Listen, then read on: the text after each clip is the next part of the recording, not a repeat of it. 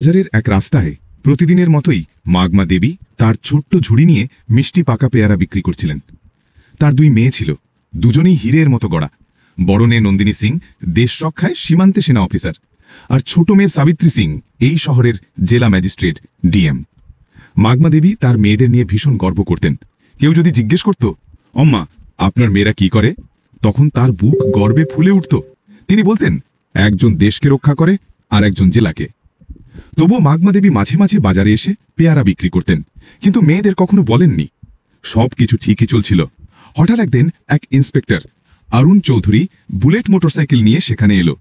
সে এসে মাগমা দেবীর ঝুড়ি থেকে একটি পেয়ারা তুলে চুপচাপ মুখে ঢুকিয়ে ফেলল। মাগমা দেবী ভয়ে বললেন, সাহেব পেয়ারা মিষ্টি আছে, চাইলে ওজন করে দিই।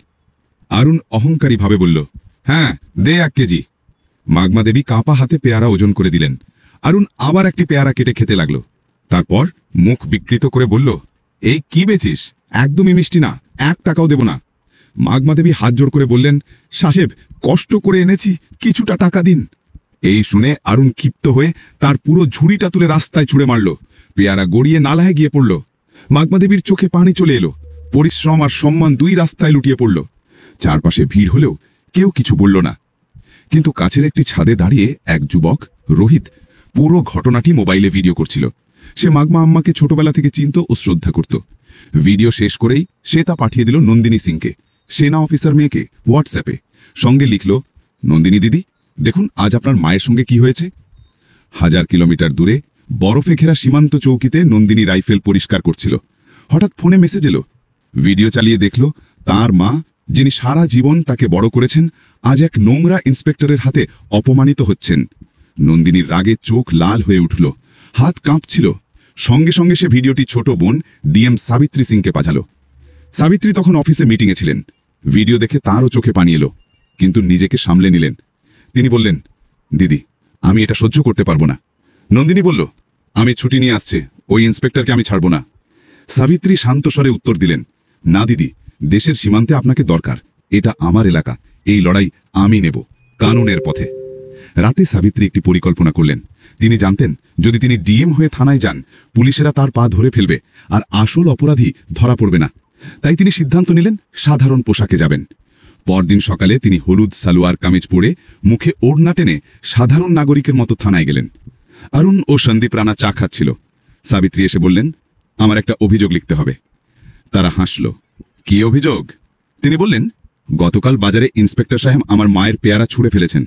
অরুণ ঠোঁট বাঁকিয়ে বলল, ও বুড়ির মেয়ে তুই, রাস্তা নোংরা করেছিল তাই লাঠি খেয়েছে, চুপ করে যা, মামলা হবে না। সাবিত্রী দৃঢ় কণ্ঠে বললেন, এটা বেআইনি, আপনি ইউনিফর্মের অপব্যবহার করেছেন। এই শুনে সন্দীপ চেঁচিয়ে উঠল, তুই আমায় আইন শেখাবি, বের হয়ে যা। তখনই এক কনস্টেবল দৌড়ে এসে বলল, স্যার গঙ্গাপ্রসাদ যাদব সাহেব আসছেন। গঙ্গাপ্রসাদ একটি প্রভাবশালী নেতা। দুজন অফিসার তড়ঘড়ি উঠে দাঁড়ালো। সাদা সাফারি এসে থামল।